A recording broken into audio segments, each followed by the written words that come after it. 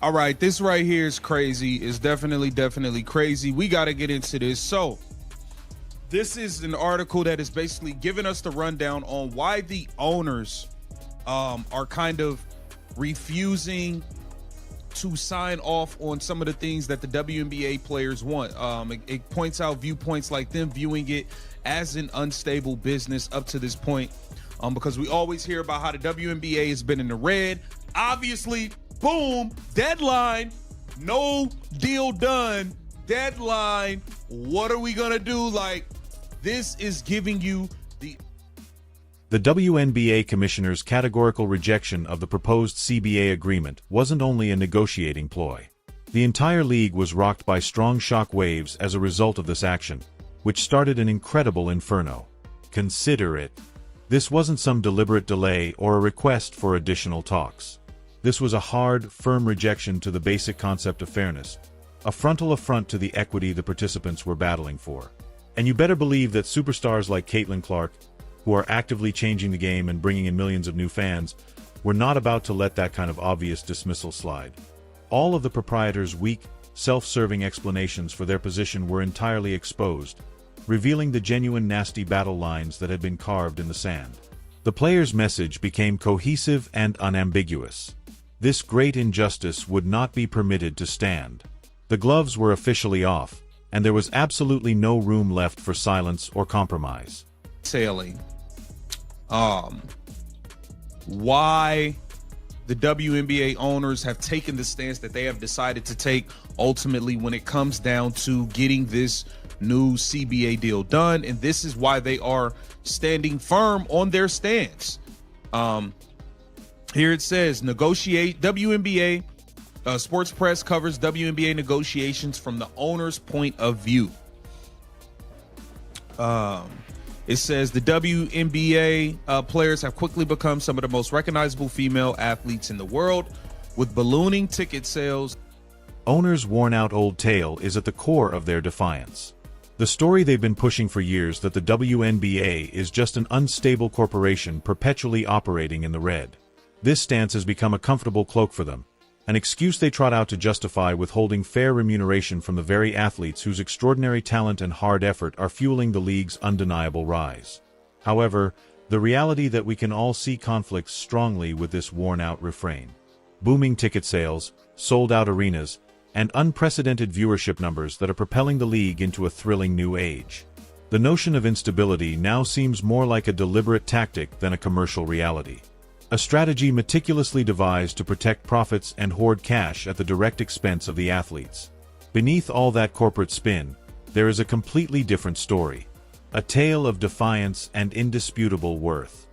It says the WNBA players have quickly become some of the most recognizable female athletes in the world, with ballooning ticket sales and record-breaking viewership over the past 2 seasons. As a result, league revenues have soared. But unlike their male counterparts in the National Basketball Association, who are guaranteed 50% of the NBA's basketball-related income, WNBA players are not guaranteed a percentage of such income, which includes things like media deals, merchandise, ticket sales, concessions, so the players haven't shared in the league's flood of new revenue. A recent estimate... Let's be honest, the past 2 seasons have witnessed nothing short of an explosion of interest. An incredible surge fueled by a new generation of captivating and marketable talent. League income consequently skyrocketed to all-time highs, offering a concrete, indisputable proof of the WNBA's enormous business worth and expanding cultural relevance. This financial boom, however, has inexplicably not translated into appropriate compensation for the players who are on the court night after night, generating every single dollar of that enormous income. Instead, the owners seem determined to cling to antiquated financial structures, funneling the vast revenues away from the individuals whose skill and charisma are what actually transform the WNBA from a business into a show. This big discrepancy isn't only unfair on a surface level, it's a stark, terrible betrayal of the most valuable player in the league. Assets, its players. Things like media deals, merchandise, ticket sales, concessions, so the players haven't shared in the league's flood of new revenue. A recent estimate put the women's 2025 pay at about 7% of revenue. Okay, as a result, the WNBPA opted out of the collective bargaining agreement in October, and the league has been careening toward a lockout as negotiations soured, with revenue sharing being the largest sticking point. Despite the massive amount of money coming into the WNBA, the league, which is majority owned by NBA owners, wants to keep their revenue sharing structure the same, guaranteeing far more profit. Here's the bomb. To properly appreciate the scale of this injustice, you have to compare it to their male counterparts in the NBA. A full 50% of all league revenue is guaranteed to NBA players. A straightforward, tidy revenue split. Conversely, WNBA players work under a startlingly different and, to be honest, offensive framework. They are not guaranteed any percentage from the massive TV partnerships, the booming merchandise sales, or the record-breaking ticket sales they generate. A recent jaw-dropping estimate revealed that women's compensation for the upcoming 2025 season is predicted to be a meager 7% of the entire league earnings. Give that some thought. There is more to this enormous disparity than meets the eye. It is no longer reasonable to expect celebrities like Caitlin Clark, who are responsible for a large portion of this new money, to overlook significant structural unfairness, a type of profoundly ingrained inequity. The figures themselves demand drastic and quick reform. The massive amount of money coming into the WNBA, the league, which is majority owned by NBA owners, wants to keep their revenue sharing structure the same, guaranteeing far more profit for owners and investors than for the players who actually play the game. And too many news reports have catered to owners' interests when reporting on the negotiations between the players' union and the league. An unstable business. Well, here it says, a prominent talking point when it comes to WNBA contract negotiations is profitability.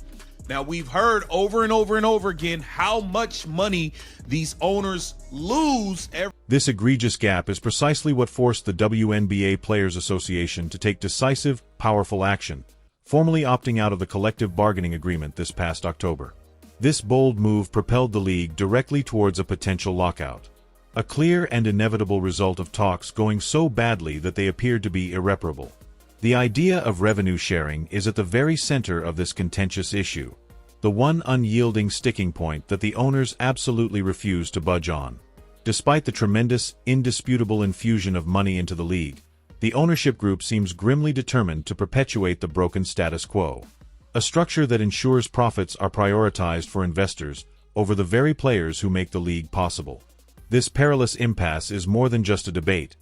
It's a ticking time bomb endangering the sport's future. Contract negotiations is profitability. Now, we've heard over and over and over again how much money these owners lose every year. Oh, we finished in the red, we're in the red, we're in the red, we're in the red. Even with the soar of Caitlin Clark, they claim to have finished in the red. They had to get everybody private jets because everybody was tripping that Caitlin Clark had them. Everybody, so that's another $50 million spent on PJs for everybody.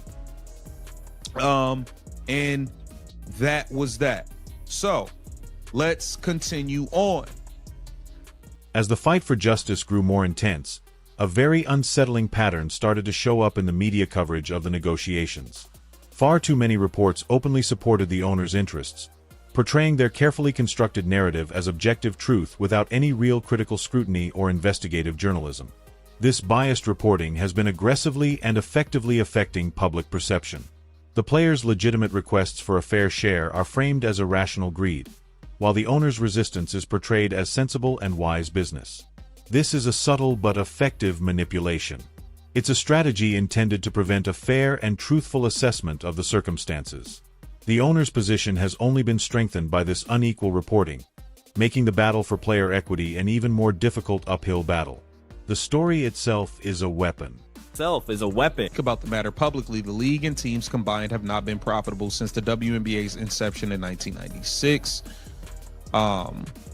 So it's basically showing that the owners are claiming that this isn't a profitable business. But it is a little weird that if it's so unprofitable, how's all these new teams popping up? Why is everybody jumping to throw in $250 million to get their team and all of this stuff? But hey, and then it shows here WNBA will lose $40 million this season and its NBA investors are growing impatient. That was an article in the New York Post. And when you examine the individual assertions, it becomes worse. When it comes to numbers detailing the league's supposed lack of profit, the shaky business mantra has been relentlessly promoted by major media agencies, almost always without a shred of credible financial documentation to back it up. NBC Sports, for instance, openly said the WNBA has a lengthy reputation of being an unstable enterprise running at a deficit. Bleacher Report repeated this exact sentiment, plainly stating the WNBA is unprofitable, while Sports Illustrated made similar baseless accusations. There is a crucial, obvious problem in all of these strong statements that are offered to the public as hard truths. They provide virtually no sources, no information or proof to support their outrageous claims. The league's financial situation is presented in an entirely false light by a concerted chorus of assertions that lack hard evidence. 5% of the viewership tanked when Caitlin Clark was injured. Got to take that into consideration. I'm sure the owners are taking that into consideration. Like, hey, what if something happened and this girl gets hurt again? We lose more than half of the viewership again? I'm sure that is something they're talking about. And here it says, so why do reporters take owners' claims at face value? What's even more disturbing is how The Athletic, which is owned by the New York Times, contributed to this exact narrative, saying that according to sources not permitted to speak publicly, the league and its teams have not been profitable since the WNBA's inception. There are major concerns with journalistic honesty and openness when relying just on unnamed sources without supporting data. This technique perpetuates a secretive culture where the underlying financial realities are purposely obscured, making it impossible for players and even fans to truly understand the economic picture. Deep mistrust is inevitably fostered by such opacity. However, this is the point at which the owner's whole story falls apart. If the WNBA truly isn't profitable, if it's consistently hemorrhaging money as they claim, then why are new teams cropping up with frightening regularity? And why are investors enthusiastically spending an incredible $250 million to get a new franchise?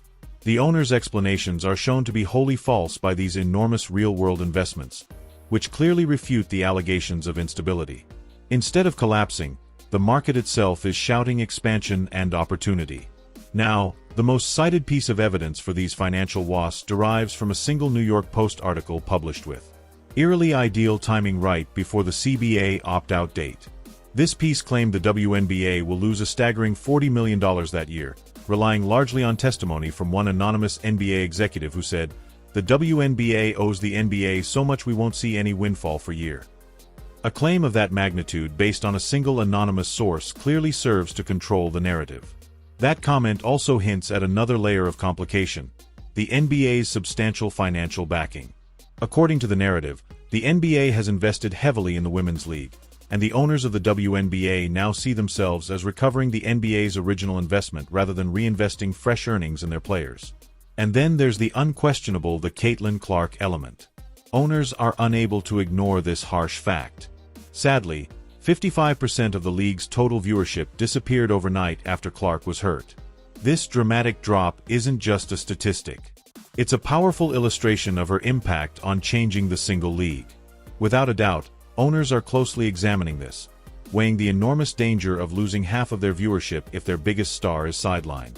This is the frustrating conundrum, though.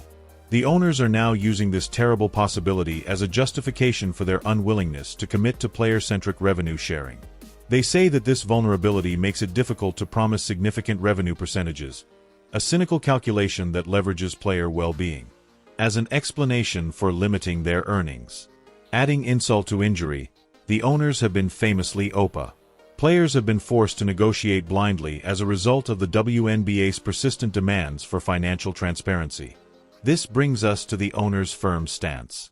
Players earning a 50% cut like the NBA is simply not going to happen. As a supposed concession, they offered tripling salaries. However, there is a complicated caveat to this deal. Only revenue sharing takes effect if particular growth goals are attained. Benchmarks that anonymous have never been hit, according to sources. Examining the tiny language shows the setup along with the 2020 season stoppage make these criteria virtually unachievable. Despite the fact that players would only receive a little portion of the over it if they were hit. This isn't revenue sharing. It's a phantom promise and sophisticated process meant to give the idea of development. The stark contrast lies between the clean sharing players are demanding and this complicated calculation, a semantic manipulation that permits the league to claim their sharing revenue while players receive little more than peanut.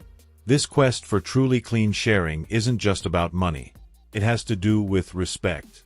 The WNBA's phenomenal development, spurred by stars like Clark, conflicts dramatically with this inability to offer a fair compensation.